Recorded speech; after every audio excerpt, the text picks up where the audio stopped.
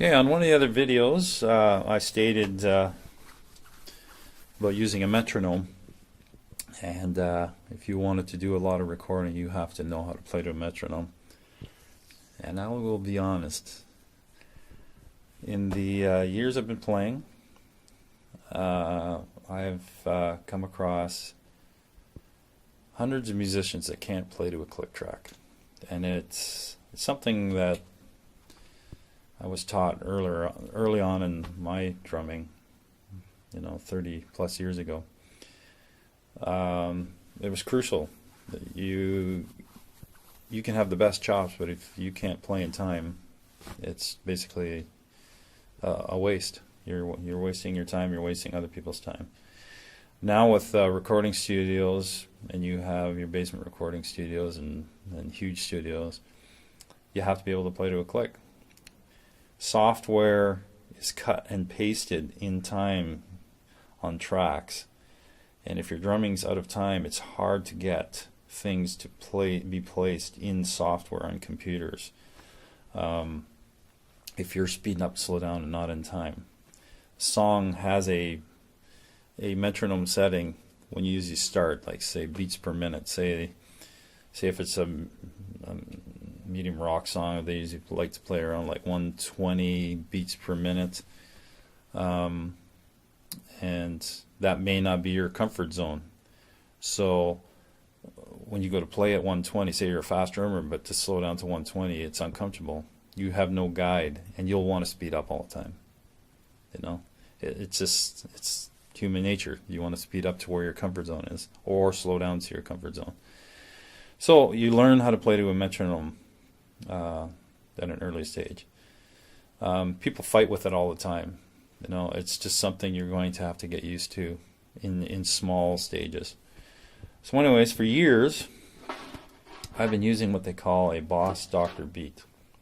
This is a dinosaur metronome. It's not like the old ones your mom used to have on her piano with the long stick and the pendulum going click, click, click, because you'd never hear that on a drum set. No, what I have is a Boss Dr. Beat right here. Okay, it's got a dial for all your tempos. The tempos are written here. It's got a speaker on it so you can hear it for practicing when you're practicing with a drum pad. But it's also got these sliders that just change the pitch, not the pitch. They add an extra sound in there. There's 4 sliders.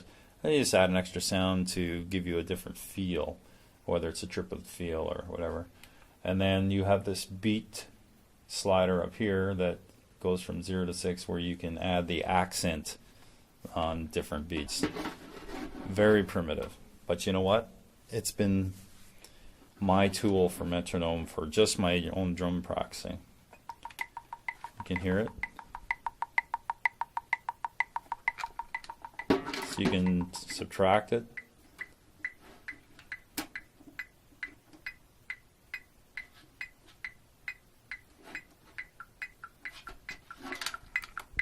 It sounds gay, but it's actually a pretty cool tool. You can dial it down. And I used to use this live exclusively with bands that, say you learn a song, and the singer's got a lot of words to get out. And if you play the song too fast, most drummers play too fast, although I've come across a few that really slow them down. If you're playing the song too fast, and the singer can't get the words out, they're out of breath, they're going to end up hurting their voice. So I learned a long time ago to get a rough idea what the song tempo is. Use a metronome until you really get the hang of the song, so you don't kill your singer. And you'll find, that trying to at least capture the speed of the song for the singer's sake, with using a metronome will just help everyone in the band. I mean, I've had a few singers that would come up to me and go, "You play that song too fast," and it's like, no, I've got this plugged into my ear, and it's right where it is where the record is. So it's basically what you have to do nowadays to play in the studio. You have to get used to playing to a click. Also, another thing about the playing to a click is drummers tend to do the drum fills faster than their rhythms. Like they'll do the rhythm, and it's like an anxiety attack to do the drum fill. And when I first started playing, I had that problem. And I watched drummers around town, and tons of them had that problem. And the only way to cure it, metronome. Practice with the metronome. And you go, well, how can I have a metronome all the time? You don't have to. But what you're trying to do is control the speed of your rhythm playing, and you want that carried through the drum fill. So you want to be able to play that rhythm into the drum fill, back into the rhythm without speeding up or slowing down. You can go within just minute, microscopic pushes and pulls, but you still have to be on the beat or a little bit in front or behind. But you have to be in there. You can't totally lose track of time. You have to hear the beat, this little thing clicking.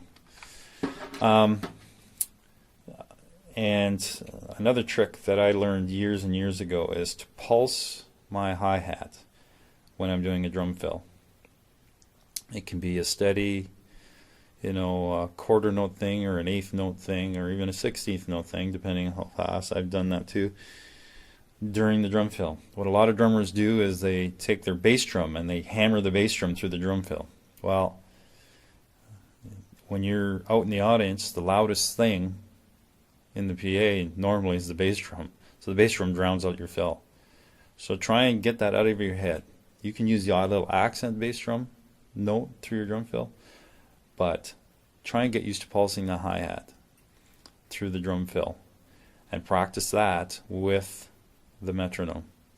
So if you're playing your drum fills, you hear that hi-hat pulsing, and you're playing with the click track all the way through that drum fill, and that hi-hat's still pulsing while you're doing it, and you're staying on time, that is actually helping your band. Your band will start to listen to that hi-hat. They won't listen to your drum fill anymore. You won't scare them with your drum fill anymore.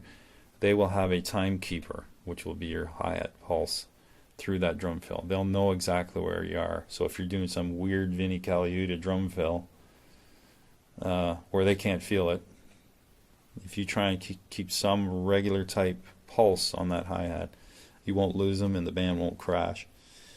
One of the easiest ways to get into pulsing the hi-hat is whatever you're playing with your right hand on the hi-hat, try and mimic it with your left foot. Or if you're a southpaw drummer, just basically do it the other way. Also get used to playing left hand on the hi-hat. So if you can train both hands to play the hi-hat pattern plus your left foot, in my case it's left foot, then the hi-hat pulsing thing won't be so alien to you when you start doing your drum fills. All right, ready?